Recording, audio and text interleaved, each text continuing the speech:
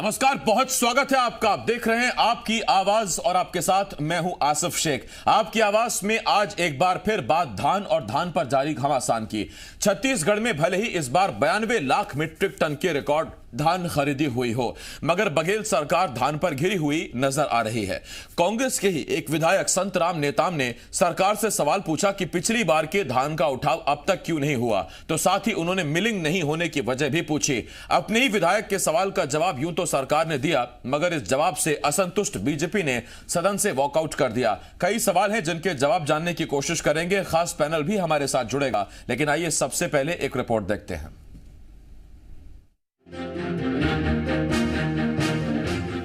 छत्तीसगढ़ में धान की रिकॉर्ड खरीदी के बावजूद प्रदेश में धान पर घमासान थमने का नाम नहीं ले रहा है।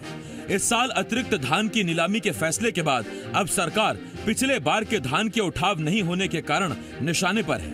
बड़ी बात यह है कि इस बार बीजेपी नहीं बल्कि सरकार अपने ही विधायक के सवालों में घिर गई। दरअसल कांग्रेस के ही विधायक संतराम नेताम ने सरकार से सवाल पूछा कि पिछली बार के धान का उठाव क्यों नहीं हुआ और धान की मिलिंग क्यों नहीं कराई गई, जिसके बाद खाद्य मंत्री अमरजीत भगत ने सवाल का जवाब दिया। खरीफ वर्ष 2019-20 में कुल 1,14,677 टन धान खरीदी की गई और 94,938 टन धान का कस्टम मिलिंग के लिए मिलरों को भेजा गया। मैं मंत्री जी से जानना चाहता हूं कि शेष जो है 19,739 टन का किस कारण से उठाव और मिलिंग नहीं हुआ। दूसरा, पुराना धान अभी है अध्यक्ष महोदय, और वर्ष 2020-21 का 20,256 टन का मिलिंग कराया गया। तो मैं जानना चाहता हूं कि पुराना धान का उठाव क्यों नहीं हुआ और वो क्यों मिलिंग नहीं कराया गया। मगर इस जवाब से असंतुष्ट बीजेपी ने सरकार को निशाने पर ले लिया। सदन के बाहर भी दोनों सियासी दलों ने धान पर मचे घमासान पर एक दूसरे पर निशाना साधा। कस्टम मिलिंग में प्रोत्साहन राशि देने की बात की है। कितने राइस मिलों को आपने प्रोत्साहन राशि दी, उसका उत्तर नहीं आया। मैंने पूछा कि कोई कस्टम मिलिंग के लिए राइस मिलर्स को पेमेंट करने के लिए कोई समय सीमा का निर्धारण है क्या, उसका उत्तर नहीं आया। सरकार के पास धान खरीदी और कस्टम मिलिंग के मामले में जवाब देने की स्थिति नहीं है। ये बुरी तरह से उस पर फंसे हुए हैं। इसमें व्यापक भ्रष्टाचार हुआ, इसके चलते ये जवाब नहीं दे पा रहे हैं। 4 लाख मीट्रिक टन का हमको जो अतिरिक्त मिला वो जून में मिला। जब कस्टम मिलिंग करना उस समय बारिश भी स्टार्ट हो गया था और लॉकडाउन भी लगा हुआ था, इस वजह से उसमें दिक्कत आया और 31 दिसंबर तक का इसका समय था, उसको बढ़ा करके फिर 31 जनवरी तक किया गया था।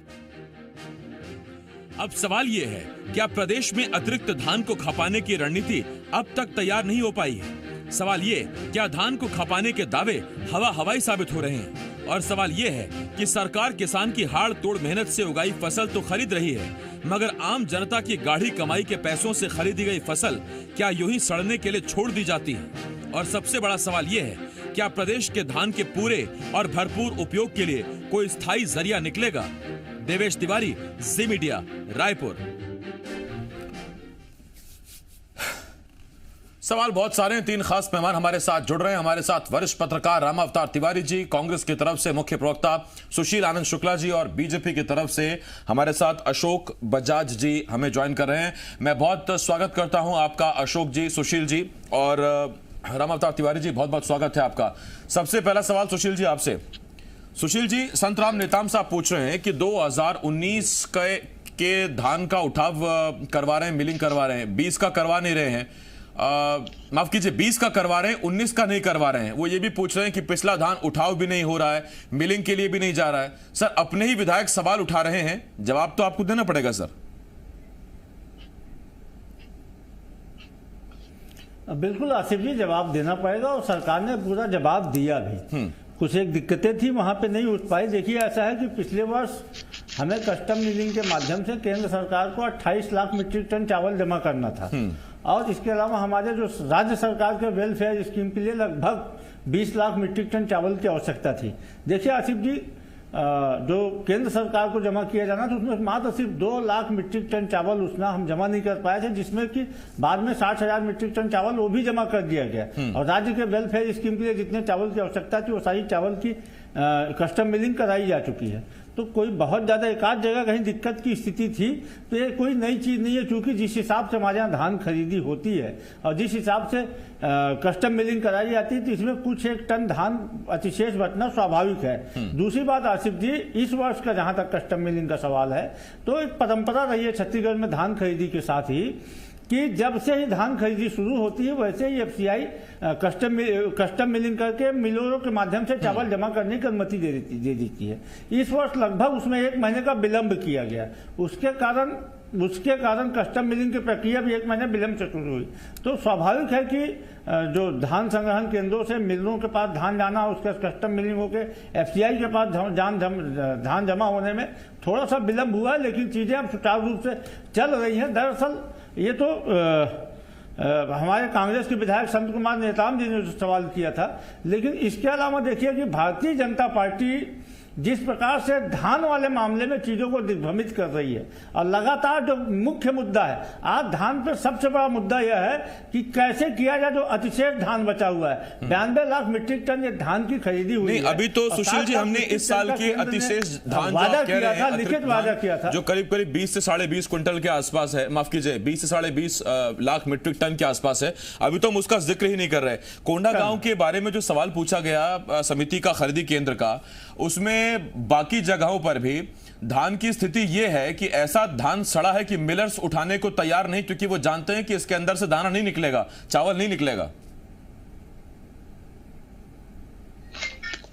देखिए आसिफ जी, उसका एक कारण यह है कि देखिए धान की खरीदी जिस हिसाब से होती है, जिस प्रकार से केंद्र सरकार के द्वारा उसको सेंट्रल पूल के कोटे में चावल लिया जाता है, वेलफेयर स्कीम में राज्य के द्वारा यूज किया जाता है, उसके अलावा जो धान को सुरक्षित रखने के लिए जो भंडारण की आवश्यकता होती है। आसिफ जी, में जो वस्तु स्थिति ये है कि पिछले 15 साल में हमारे राज्य में सिर्फ 5 लाख मीट्रिक टन अनाज भंडारण के गोदाम बनाए गए, जबकि हमारे यहाँ एवरेज भारतीय जनता पार्टी की सरकार भी थी तो 15 साल में एवरेज 50 लाख मीट्रिक टन धान उन्होंने भी खरीदा। हमारी सरकार आने के बाद भी 80 लाख से लेकर इस साल तो 92 लाख मीट्रिक टन धान की खरीदी हुई है। तो ऐसे में आवश्यक था कि जब हम बड़ी पैमाने में धान खरीदी कर रहे हैं तो हमारे पास भंडारण की भी आवश्यकता सुनिश्चित किया जाना था, लेकिन आज तक छत्तीसगढ़ में सिर्फ 5 लाख मीट्रिक टन धान के भंडारण की व्यवस्था की गई। हमारी सरकार आने के बाद में अब ये प्रक्रिया चालू की गई है किस प्रकार से हम इस भंडारण क्षमता को बढ़ा के कम से कम 20-22 लाख मीट्रिक टन तक ले जाए, ताकि हमारे पास जो अतिशेष धान बचे, जो खुले में रहता है, जो धान असुरक्षित रहता है, जो सड़ने के नाम पे जो अभी तक बर्बाद हो रहा था, इस प्रकार की जो हमारी बर्बादी हो रही थी उसको बचाया जा सके। मैं इस पर सुशील जी लौट रहा हूं आपके पास। अशोक बजाज जी आपके पास आ रहा हूं। बजाज जी, सर धान आप सेंटर वादा कुछ करेगा, लेगा कुछ। हालांकि पिछली बार की बात ठीक है कि 28 लाख मीट्रिक टन जमा करना था, सरकार 26 लाख ही कर पाई। उसके जवाब में हमेशा से सरकार और कांग्रेस यही कहती आई है कि हम जानते हैं उसना की यहाँ कस्टम मिलिंग कम होती है, अरवा जितना मर्जी लेना आप ले लो, उसना की कस्टम मिलिंग थोड़ी कम होती है और वो भी हम धीरे धीरे दे देंगे। फिर आपत्ति किन चीजों को लेकर है?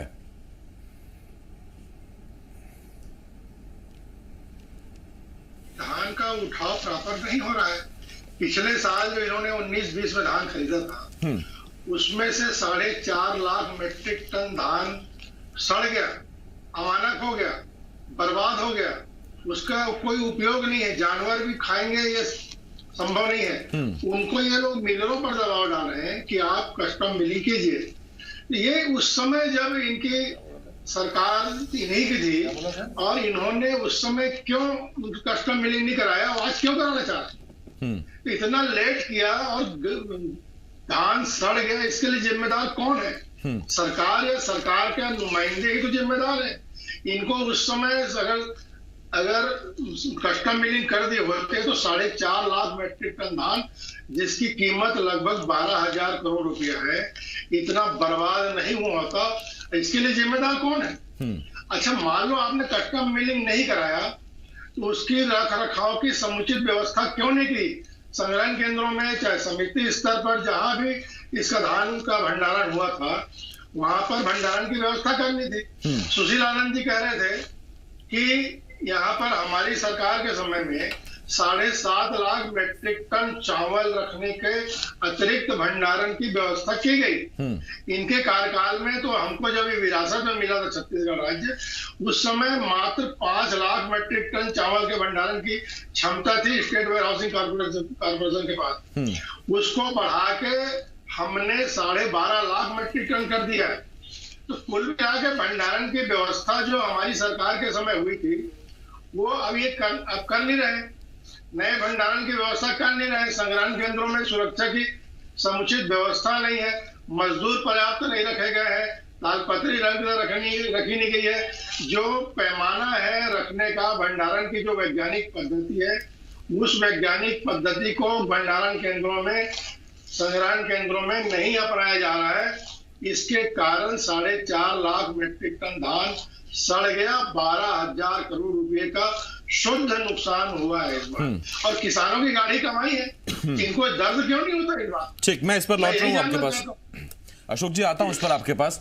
राम अवतार तिवारी जी, आपके पास आ रहा हूं। एक तरफ खुद संतराम नेता और बीजेपी शिवरतन शर्मा साहब भी और धर्मलाल कौशिक साहब को भी हमने सुना, उनका यह कहना है कि उन समितियों में जहां धान रखा सड़ गया, आम आदमी की गाढ़ी कमाई के दिए गए टैक्स के पैसे से आपने किसान की मेहनत की कीमत चुकाई है। जब धान सड़ गया, इसके लिए कौन जिम्मेदार है? क्या इसकी जांच होनी चाहिए? तो सरकार को लगता है इस पर जांच नहीं होनी चाहिए।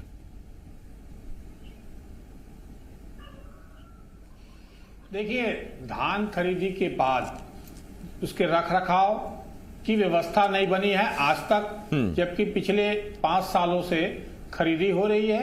उसके बावजूद भी रख रखाव के लिए जितने साधन होने चाहिए वो साधन पूर्ववर्ती सरकार ने नहीं बनाया। ये सरकार बनाने जा रही है तो काफी विलंब हो चुका है। एक बात।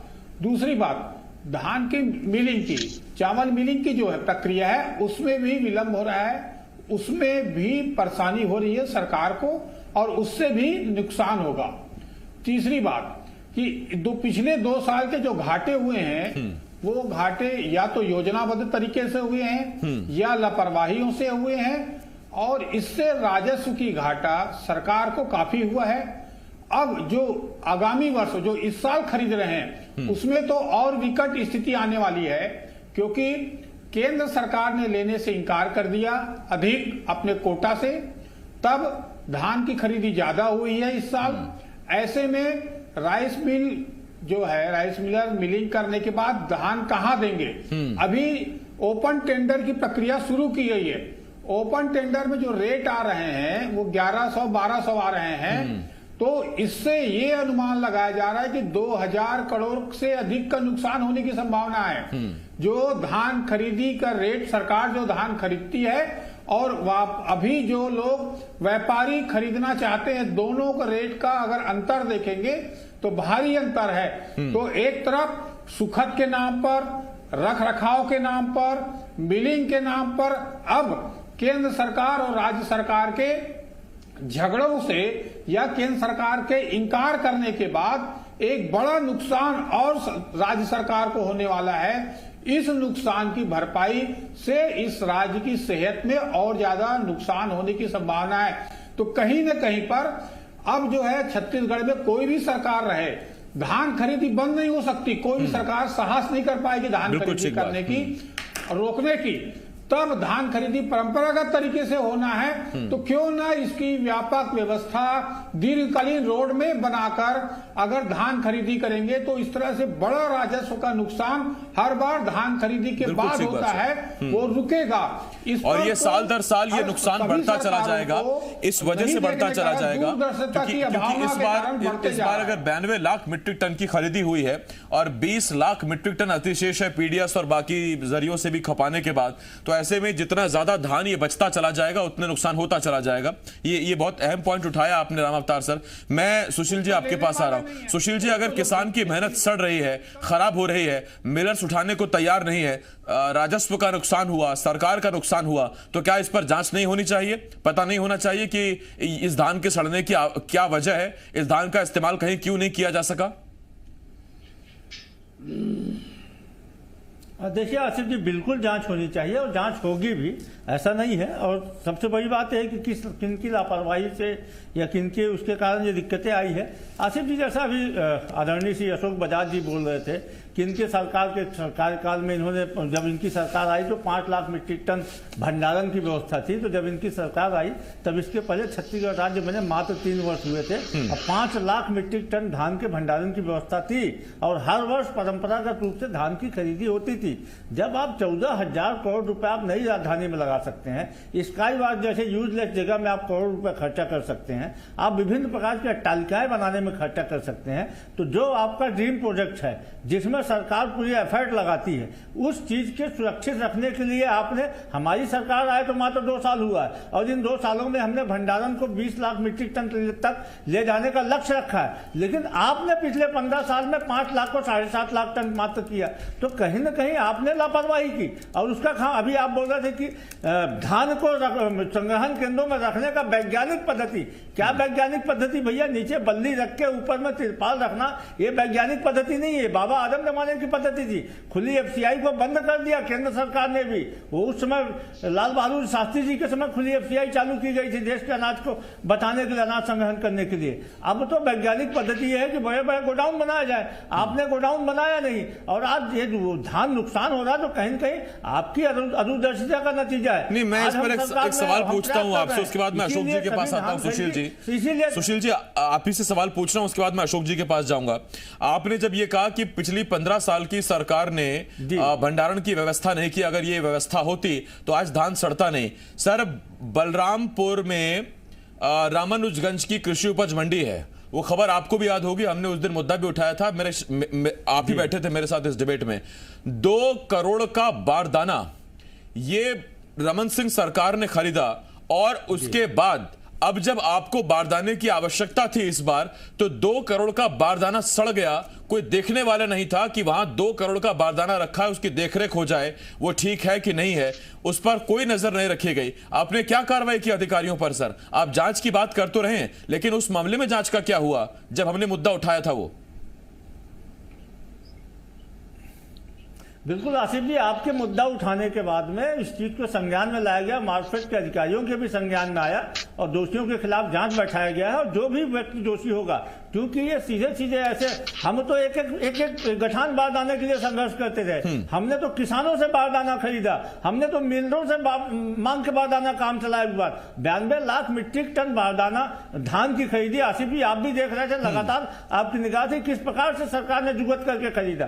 तो निसंदेह आपके इस चीज को ध्यानाकर्षण में लाने के बाद सरकार ने इस चीज को संज्ञान में लिया और मार्कफेड के माध्यम से उसमें जांच करवाई जा रही है। जो भी दोषी होगा उसको बख्शा नहीं जाएगा, क्योंकि ये छत्तीसगढ़ के सबसे महत्वपूर्ण, नहीं, ये मुद्दा याद दिलाने की जो मकसद था या जो मुद्दा याद दिलाने की जो बात थी वो सुशील जी इसीलिए थी कि अगर पिछली सरकार कोई व्यवस्था करके गई है तो उसको नई सरकार की जिम्मेदारी है कि उसका इस्तेमाल भी हो, उसकी देखरेख भी हो। जब आप पिछली सरकार को कोसते हैं कि भंडारण की इन्होंने व्यवस्था नहीं की। अब अशोक जी, मैं आपके पास आ रहा हूं। अशोक जी, भंडारण की क्या व्यवस्था थी, क्या व्यवस्था है और क्या व्यवस्था होगी, ये तो बात की बात है। मैं तो आपसे ये पूछ रहा हूं कि जो अब तक धान का उठाव नहीं हुआ, इस साल तो और ज्यादा गंभीर स्थिति बनने वाली है। अगर 1100-1200 के रेट से सरकार ने धान को नहीं बेचा तो नुकसान, नहीं बेचा तो नुकसान। सर, 60 लाख मीट्रिक टन की सैद्धांतिक सहमति देके आप 24 लाख मीट्रिक टन धान खरीदते हैं, बाकी धान सरकार कहां लेके जाएगी? सर देखिए, सबसे पहले तो मैं माननीय सुशील शुक्ला भाई का प्रश्न का जवाब दे दूं कि 1947 से लेकर छत्तीसगढ़ राज्य बनने तक केवल 5 लाख मीट्रिक टन चावल के भंडारण की व्यवस्था छत्तीसगढ़ में थी। उसको हमने 12.5 लाख मीट्रिक टन किया। आप धान की बात समझ, धान के संग्रहण केंद्रों की क्षमता अलग चीज है, चावल के, इसीलिए तो राज्य बना था। सुशील जी एक मिनट, सुशील जी 1 मिनट। जी अशोक जी बोलिए। मैंने चावल के भंडारण की बात कही थी कि चावल के भंडारण की व्यवस्था हमने 2.5 गुना बढ़ाई अपने शासनकाल में। और धान के जहां तक संग्रहण केंद्रों का सवाल है, बड़े बड़े संग्रहण केंद्र बनाए थे और संग्रहण केंद्रों में सुरक्षित रखने की व्यवस्था की थी। अब ये 2-2.5 सालों में कैसे संग्रहण के केंद्रों में रखरखाव की व्यवस्था बिगड़ गई, दूषित हो गई है, तो वही जाने। लेकिन धान जो सड़ रहे हैं इसकी चिंता सरकार को करनी चाहिए। सरकार को भी दर्द है, हमको भी दर्द है, किसान है। तो किसान के जो गाड़ी कमाई, मेहनत की कमाई है, उसके उपज को, ये राष्ट्रीय संपत्ति है, राष्ट्रीय संपत्ति को नुकसान होने से रोका जाए, ये सरकार की जवाबदारी है। सरकार को रोकना चाहिए, या तो सरकार किसानों को मोदी जी को समझाइए ना, 7 लाख मीट्रिक टन चावल खरीद लें। केंद्र में कर्मचारी लेबर लोग हड़ताल कर रहे हैं, कर्मचारियों जो मजदूर काम कर रहे हैं उनको रेगुलर वेतन नहीं मिल रहा है, उनके छाए की व्यवस्था नहीं है, उनके लिए पीने की व्यवस्था नहीं है। दिन भर कर्मचारी मैं अपने मूल मुद्दे पे लौट रहा हूँ सर। अशोक जी, आता हूँ आपके पास, आखिरी 30 सेकंड दे पाऊंगा। रामावतार तिवारी सर आपको।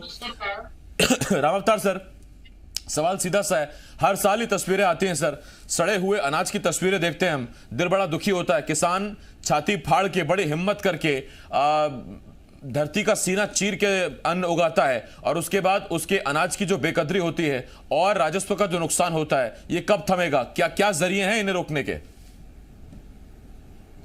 देखिए, सरकार को एक निश्चित, अशोक जी, ये सवाल मेरा रामावतार सर से था, मैं लौट रहा हूं आपके पास। जी रामावतार सर। देखिए, बड़ी जो खराब स्थिति जो आने वाली भविष्य में, उसको लेकर एक आपने सार्थक चर्चा कर रहे हैं, इसके लिए बधाई। पहली बात यह है कि राजनीतिक मजबूरियों के चलते भाजपा हो या कांग्रेस आगामी धान की खरीदी करेगी। जब खरीदी करेगी, अब उसके बाद ना समितियों में रखने का जगह है, ठीक, ना कस्टम मिलिंग कर पा रहे हैं ठीक से, ना केंद्र सरकार ले रही है। अगर आप चावल बेचते हैं, अगर आप धान को बेचते हैं, चावल बेचेंगे, तो जो आपकी खरीदी रेट से आधा में बिक रहा है बाजार में, ऐसे में जनता के टैक्स का बड़ा नुकसान होने वाला है राज्य को। उससे विकास को अवरुद्ध होगा, उससे जो है सरकार की जो नीतियां पूरी गड़बड़ी होगी, और जो किसान उपज कर रहा है उसकी बर्बादी होगी। इसके लिए अगर दीर्घकालीन योजना समय रहते बहुत तेज गति से नहीं बनाई गई, तो फिर ये हर साल समस्या आती रहेगी, और फिर सियासत होती रहेगी कि आपने ये नहीं किया, आपने वो नहीं किया, आप ये नहीं कर रहे हैं, वो नहीं कर रहे हैं। लेकिन उसका स्थायी समाधान, जो हमने अपने रिपोर्ट में भी सवाल पूछा कि स्थायी समाधान की तरफ सरकार बढ़ती दिख रही है क्या?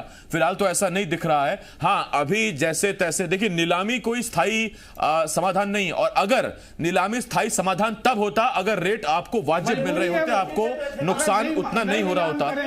लेकिन जैसा आपने रामावतार सर कहा भी है, और जो रेट हमको मालूम चले हैं, उसमें आम आदमी के ही पैसों का नुकसान हो रहा है। स्थायी समाधान इसका क्या निकल सकता है, अब देखेंगे आगे हम। बहुत धन्यवाद आपका हमारे साथ जुड़ने के लिए रामावतार सर।